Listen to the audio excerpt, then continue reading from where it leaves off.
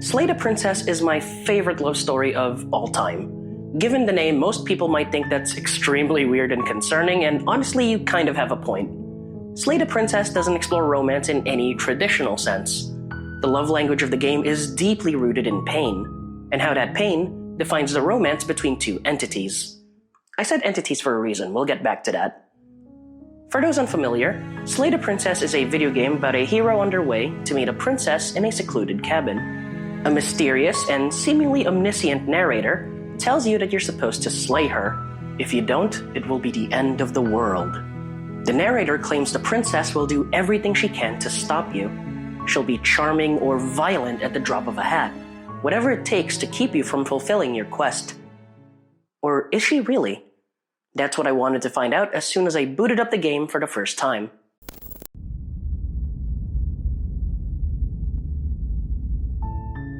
You're on a path in the woods, and at the end of that path is a cabin. And in the basement of that cabin is a princess. Slay the Princess is a masterclass in first impressions. From the get-go, I was given a long list of questions and choices to tell the narrator, whom I had literally just met. As my playthrough of Stanley Parable can attest, I was never one for listening to instructions, so I was already antagonistic to the narrator. I questioned him at every turn and reveled in finding ways to annoy him. Once we got to the cabin, however, the tone changed slightly for me. I felt a subtle yet unmistakable sense of dread. The melancholy music as I entered the cabin did nothing to settle my anxiety, so for once, I listened to the narrator and took the blade. I opened the basement door to meet the eponymous princess. I had one thought upon seeing this strange woman chained in the basement. She looked so lonely. Here she was in the middle of a forest thriving with life, and she's stuck in a dark basement with rotten mildew, hard stone, and cold chains as company. My feelings of sympathy were quickly replaced by caution once she spoke. Cold and domineering, the princess didn't sound like a prisoner at all. If anything, she seemed too confident for someone in chains. Still, I needed to know more, so I talked with her for a while, though never once did I drop my blade.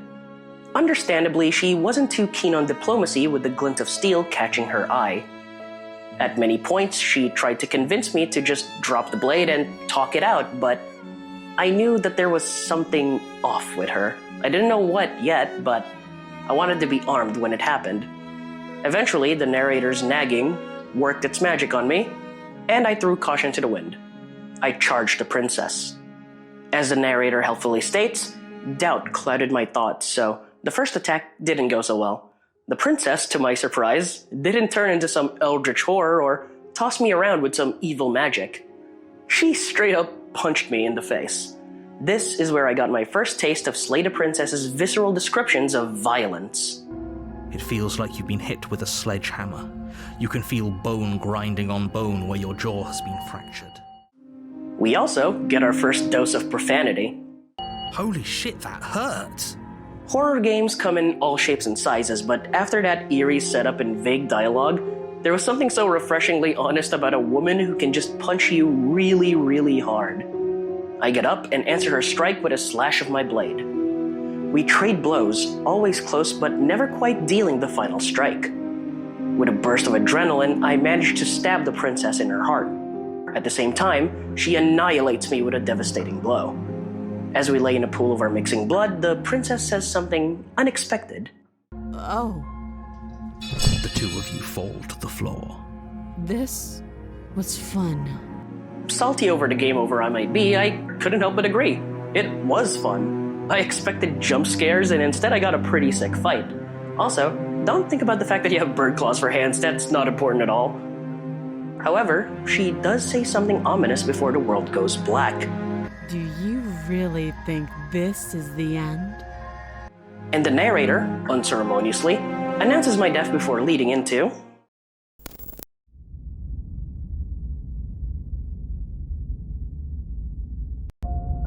You're on a path in the woods, and at the end of that path is a cabin.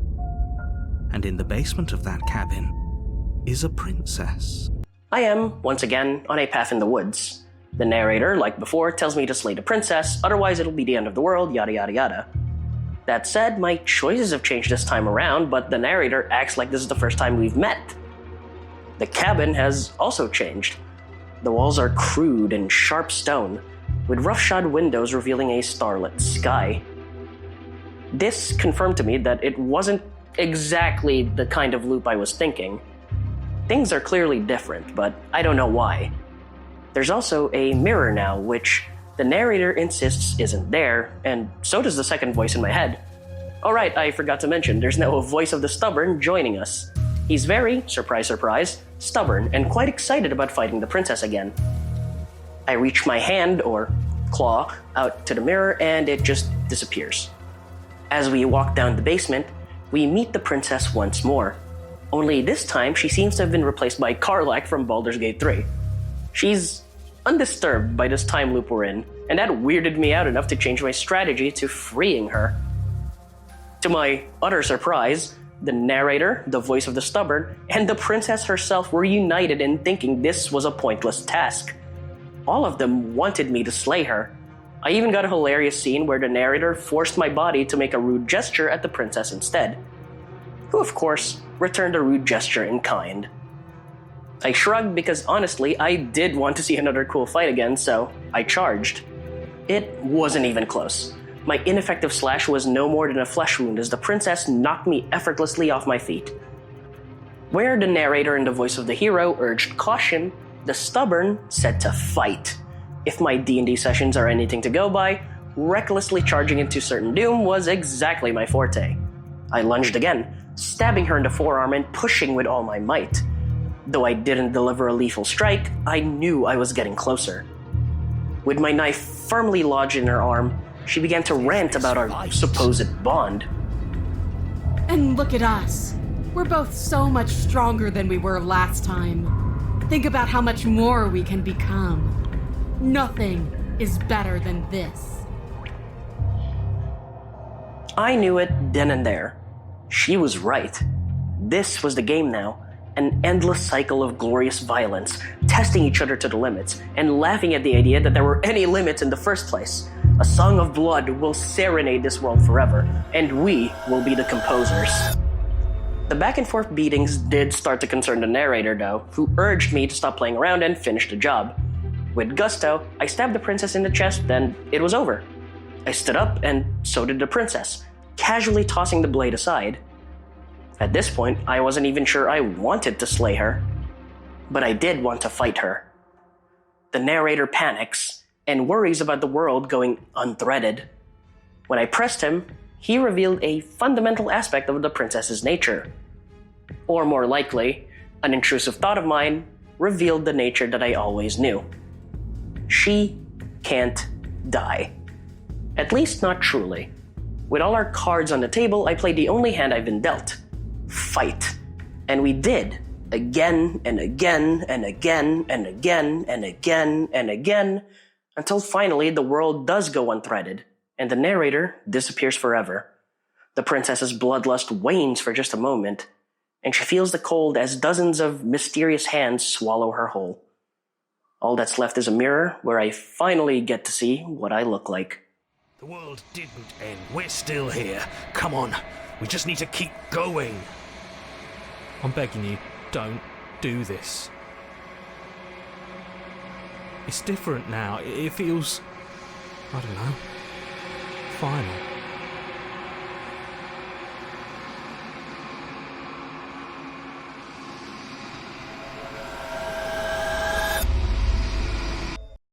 Let's pause my trip down memory lane right here and talk about what we just witnessed. The interplay of words and actions makes Slay the Princess such a dynamic experience in a way that so few visual novels can accomplish. The many routes are all incredible story arcs in and of themselves. Whatever route you finish first, the grander story doesn't end there. Slay the Princess plays fast and loose with the classical hero and princess story.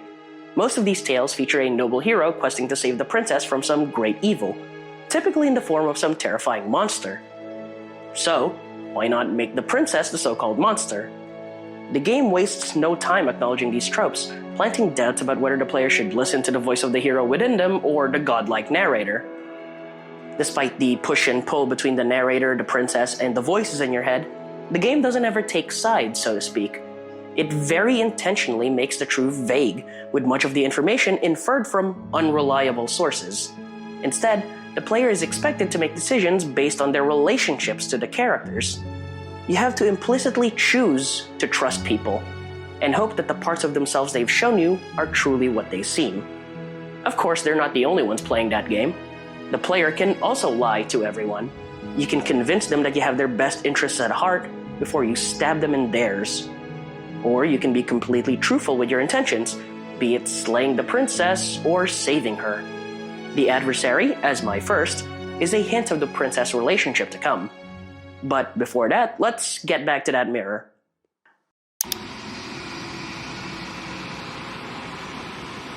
To the distance, there's a cabin, and that's where we are introduced to a strange entity.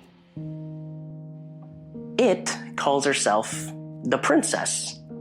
This strange entity calls the princess you just met a vessel, a piece of herself that got scattered throughout reality. Her design, or its design, is eerie and unsettling, and yet its voice is so calm and gentle. It also never shows any aggression towards the player, a sharp contrast to the narrator's nagging. As you explore more routes, the entity takes on more familiar shapes, looking more and more like the princess they ought to be. All their answers are very, let's just say, Lynchian in its prose. Very confusing, lots of big words, but gorgeous prose, I will have to say. I especially love this line she said about empty lights in a starlit city or something like that. I am solitary lights in an empty city. What are you? I love that line so much. And ultimately, as the game says up front, this is a love story. So, this is the premise, the real premise of Slay the Princess. Not just the routes, but meeting this entity and helping it become complete. The routes are essentially dates where you get to know more about this strange yet alluring person, if said dates involve dire consequences for the cosmos. I will not delve into each route in depth because there are so many vessels and each of them have variations that change the tone of the story arc significantly. But I will say this, all of them, on some level, can be interpreted to a romantic lens. Besides, each of them are worthy of their own videos, and I can't do them justice with these short snippets. I just wanted to talk about my favorites. If you've stubbornly soldiered on in this video despite never having played Slay the Princess, this is a great stopping point. I want you to play the game, even just once before continuing. While every route is different, they all delve into the single unifying theme. Love is agony. Some of you may be asking how beating each other to death for all eternity constitutes a romance. Naturally, ripping each other to shreds doesn't sound like a long walk on the beach. But the hero and the princess aren't a typical couple. As you will very quickly learn, violence is woven into the very beings of our romantic leads. I'd even go so far as to say that it's their love language, and the game's not subtle about it at all, especially on the adversary side. Sure, she seems like a psychopath, but is she really? Yes. But it's also important to remember that from her perspective, the hero attacked her first. He's the one who came down with a knife, remember? And he's the one who implicitly attacked her first. Everything she did to you was self-defense, even if she does enjoy it a little bit too much. Plus, it's not like you have much of a leg to stand on because you can give in to the bloodlust later on as well. Once she and you have a taste of it, she wants it even more. But something that's very fascinating is that the princess and you want that violence from each other. After all, she had every opportunity to free herself and wreak havoc on the outside world. You can even attempt to free her, but she shuts down the idea completely. She doesn't want murder for murder's sake. She wants to kill you, specifically, and it's explicitly romantic. Just listen to this exchange. See? She wants to fight us again. There's no reason for us to stand around talking. She talks of violence positively, as a way to connect with a hero without words. Because honestly, words are so clumsy when these feelings run deeper than anything they could ever say. As steel bites into flesh and fist crushes bone, the world fades away. There's only the journey of exploring each other through physicality and skill alone. If not for their brutal deaths, it's essentially a very sexually active couple trying things out and enjoying every second of it. The only person who didn't consent to this whole affair is the narrator, who understandably feels the world is not worth the foreplay between two powerful godlike beings. At least according to him. But for the curious viewers, I'll let you know how my first route went, just so you can psychoanalyze me. I went adversary, prisoner, specter, tower, and damsel. Have fun figuring out what that means. As you look at your reflection one last time, you realize that you've become whole. And a familiar voice returns, though this time with a much more dire tone. Think you know what I am?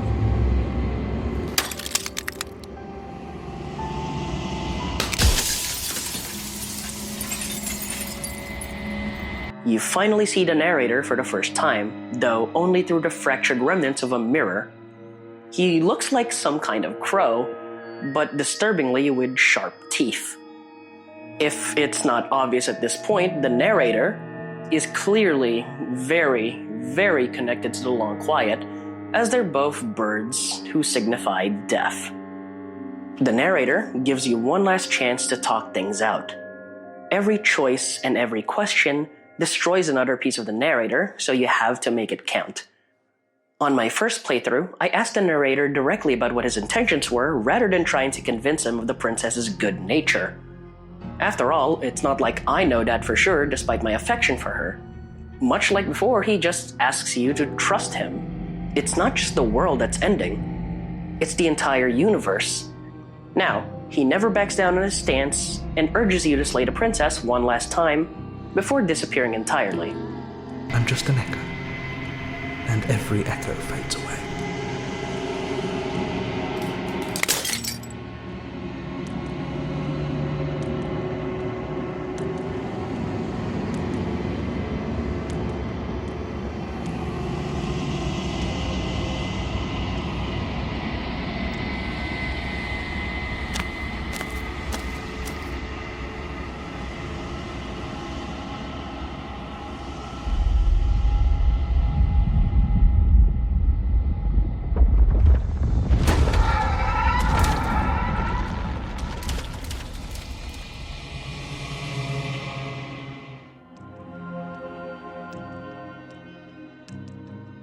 The chats with the mysterious entity reveals that one of its names are the Shifting Mound, the embodiment of change itself.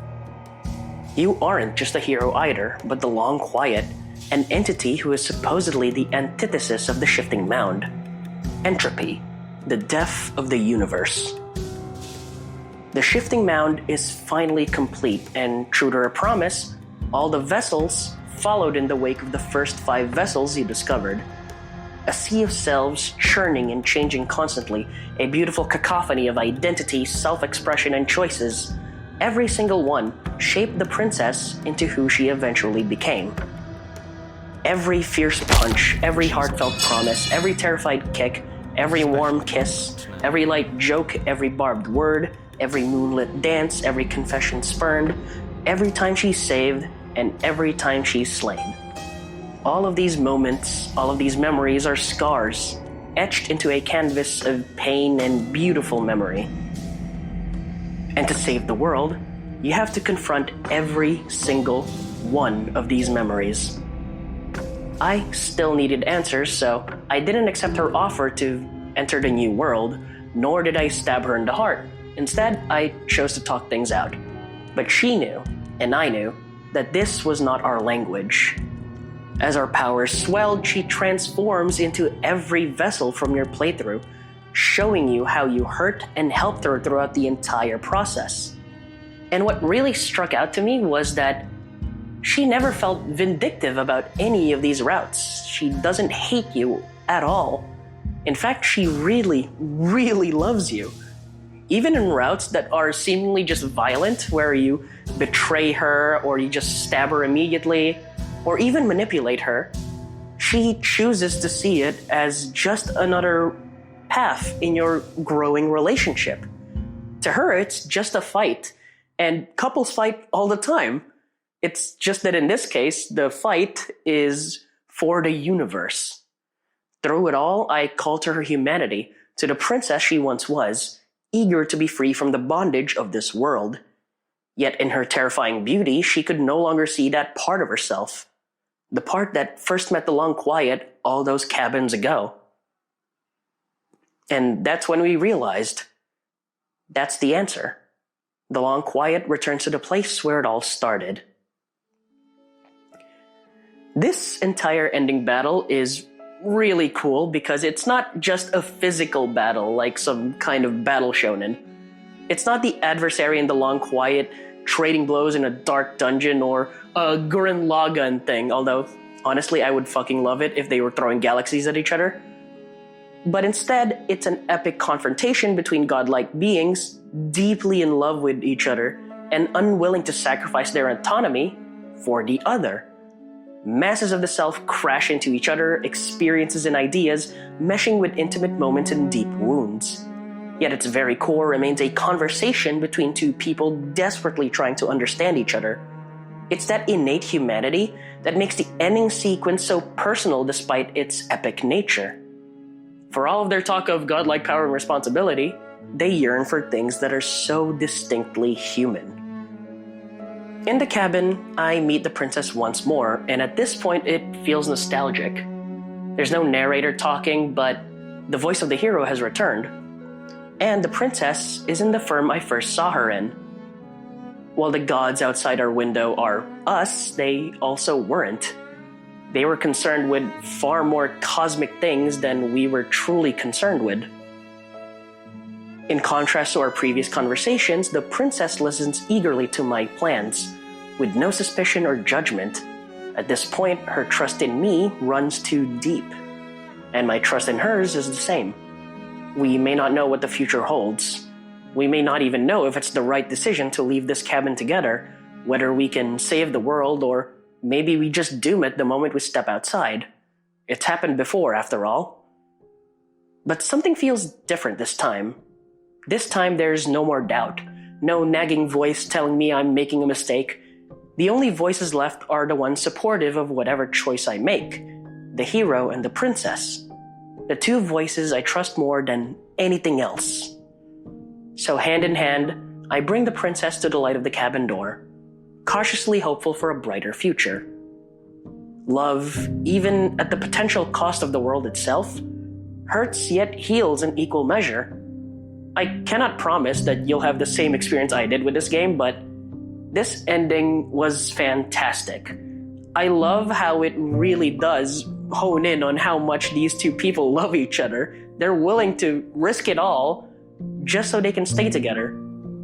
And honestly, love is irresponsible by its very nature because these are things we can't control, and we always have this need, this desire to sacrifice everything just to make sure that the people we love are around us. After my first playthrough, it was really hard to recapture that feeling, even though I did love every single route I explored. But that first time is just so special to me. That's the canon. It's the one that makes the most sense for how I was at the time. But there's one route that I really want to talk about.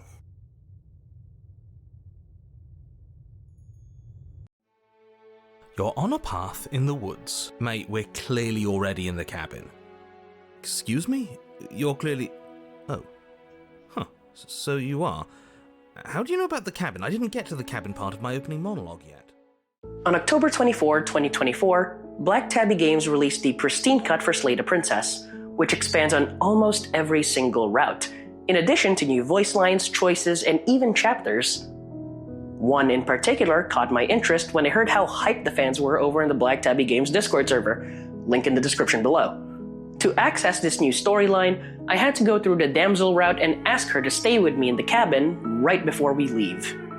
Now, some background. The damsel is essentially the most demure of the princesses. She is the path you get if you go down and save the princess without any blade at all. This princess implicitly trusts you, and it's very saccharine and sweet. In this route, you get the voice of the Smitten, who is head over heels for the princess, way more than any other voice. Yes, even the stubborn. Told you, there's no life more worth living than that of a true believer. It's mostly played for laughs, but there are little moments where you notice that the voice of the Smitten kinda doesn't listen to the princess at all, and the princess just goes along with it. In this version of her, she's not headstrong like the adversary or cold and calculating like, say, the prisoner. In here, she's just happy to tag along with whatever you're planning.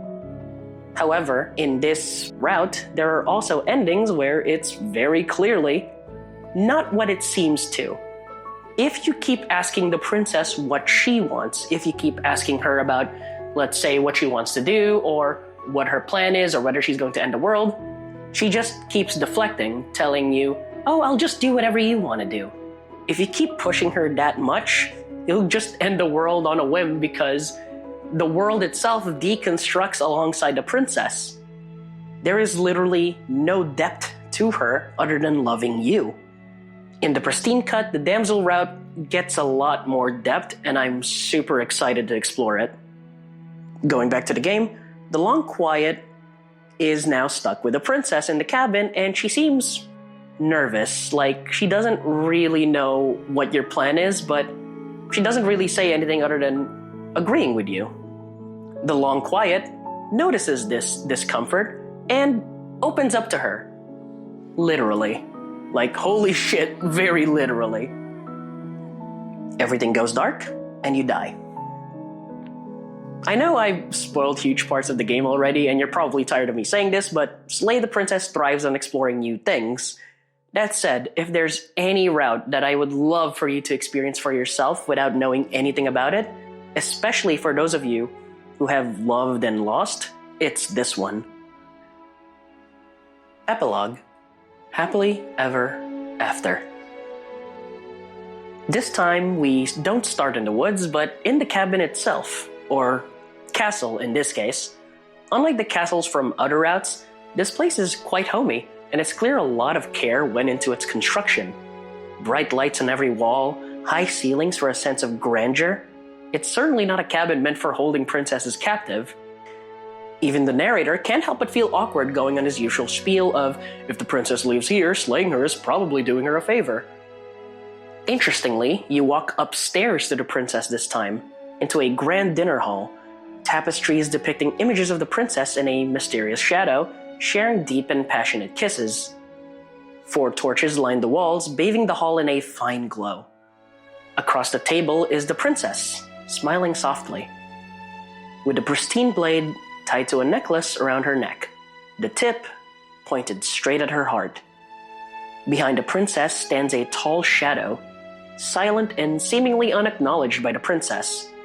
She's glad to see you again, though her smile is strangely sad. The shadow serves both of you dinner, and I'm just gonna let this scene play out. In its wake, it leaves a feast. Go ahead and dig in. I'm sure you're hungry. Am I ever? Look at this spread. It's a feast fit for a king. Yeah, and after everything we've been through, we could use a break. More than that, we deserve a break.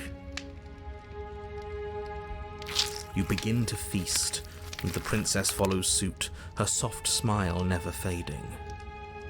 The food is more exquisite than you ever could have imagined. You sample countless otherworldly dishes, sauces and bread and hearty stews whose tastes dance across your tongue. You tear at hunks of meat practically melting from the bone, juicy and tender and bursting with flavors you could scarcely begin to describe. Your cup fills itself again and again with a flowery nectar so sweet it tastes like glimmering jewels. This really is perfect, isn't it? It is the best meal you've ever had. But then it's over, and you're just as hungry as when you began. As dinner ends, a torch sputters, and the princess grows panicked, insisting to the shadow that she's still happy, that everything's okay. I have the choice to tell her it's not okay, but the shadow's grip remains firm, and she suggests playing a board game instead. Much like the dinner scene, it's a fun time. You play back and forth with the princess, making up rules as you go along. It's something new, something fresh. The first time you play, the princess stops it right before winning because she says that we got the rules wrong. However, it's very obvious that she doesn't actually care about the rules. She just wants to keep playing with you. And ending the game would repeat the cycle. And that is what happens. Eventually, she wins. And then you win. And it goes back and forth on this endless loop of playing the same thing over and over again, adding little twists and turns that ultimately leave you feeling empty. The silence, the stagnancy, the fun doesn't last. It's not there anymore. The board resetting as many times as you can finish, till finally... I'm out of ideas. I'm actually out of ideas this time. I don't think I can play anymore. As the words leave the princess's mouth, another torch goes out. Again, the remaining flames burn brighter, and the shadow dances faster. The silence grows longer. The shadows dance more intensely, as if clinging to the princess. Finally, I ask her what she wants.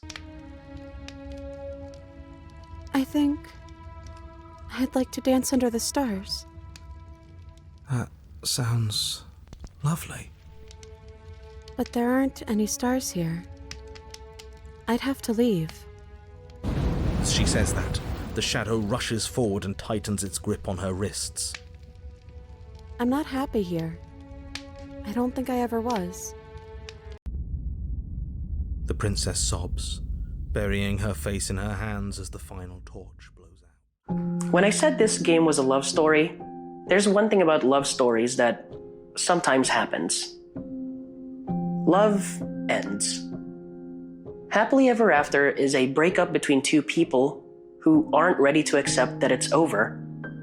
Love is exciting, heart-pumping, and fulfilling, but even with all that happiness, love can happen between two very different people.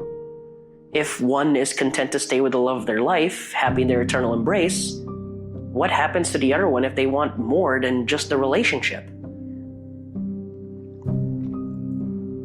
Even when you don't hate the other person, might even love them, you realize that the bond you share has become shackles. While the princess wears no chains in this route, she's still chained to the long quiet, in the form of a shadowy figure obsessed with keeping the flames of their relationship alive under the guise of making her happy. I think it's very telling that the voice of this Min, who is typically a lighthearted comedy character, becomes such a depressing and somber version of himself in this route. It's a showcase of what happens when even the most optimistic love reaches an unhappy conclusion. Breaking up with someone is never not intense on some level. Whether it's a mutual breakup between friends or a long overdue breakup between toxic partners, you feel this weight off your shoulders, but at the exact same time, there's just a pit in your stomach that you don't understand why it's there. It's confusing because you're realizing that the person you loved is no longer that person. And maybe they never were. Maybe the person you fell in love with was just a rose-tinted figment of your imagination. The person behind that ideal is real, and you realize it was never fair to expect them to match those ideals. It becomes abundantly clear that this route was never about making the princess happy. It was about keeping the hero safe from the idea of breaking up. Every relationship is a two-way street, and Happily Ever After showcases what happens when one party never listens and the other never speaks truly. Slow dancing in a burning room. The princess stands, mascara running down her cheeks, and totally lost on what to do next. For once, even the narrator has nothing to say. He has no venomed words, no accusations of mind games, no shouting at you to tell you to kill the princess. Simply an acknowledgement that there are worse things than happy endings, before uncharacteristically wishing you both well. I think the narrator in this route is very underrated, by the way. This is the only route in the entire game where the narrator completely turns around his opinion on the princess. Because the narrator's ultimate goal in the meta-narrative of this cosmic story is to keep the world alive in a sort of stasis, where people can still be happy without having to die. And now, he gets to experience his happy ending, and it terrifies him. As you walk into the cold woods, a sky of 1,000 stars greets you. For the first time, a genuine, if somewhat melancholy smile appears on the princess's face. With a shaky voice, she says, I meant it when I said I wanted to dance. This route encapsulates everything I love about Slay the Princess. With two larger-than-life characters, cosmic beings capable of so much destruction and creation, the writers, the performers, the art, somehow they all combine to tell a heart-wrenching and personal love story. I don't even remember which route I did after Happily Ever After because that dance beneath the stars resonated so deeply with me. That yearning for such a pure relationship that even after everything, they had that trust in each other to share one more beautiful moment. That yearning for such a pure relationship that even after everything, they had that trust in each other to share one more beautiful moment. To overshare a bit, I've been on an emotional roller coaster these past few months. I broke up with my partner of many years this year. What shook me wasn't the breakup itself because we remained good friends and frankly, it was the best choice for both of us. I didn't even really cry those first few weeks after the breakup. But when I played Happily Ever After, all that pent-up grief just came crashing down on me. I felt this void where that person I loved used to be. It wasn't like that before. It wasn't that I wanted to get back with them, but more realizing how much I enjoyed being someone's other half. I am so thankful to my then partner for revealing so much about myself that I never even knew I was capable of. And in a weird way, replaying Slay the Princess inspired me to put myself out there again. I've been dating, socializing, meeting new people, and just generally pursuing things I never did before. As much as the game is about the love between two people, it's also a game about how love completes you. All that pain is very, very important to turning you into the person you're meant to be. All the good and the bad gives you memories that flesh out your life just that little bit more. The Shifting Mound is an accumulation of countless lifetimes. I only have this one, and I'm going to make it count.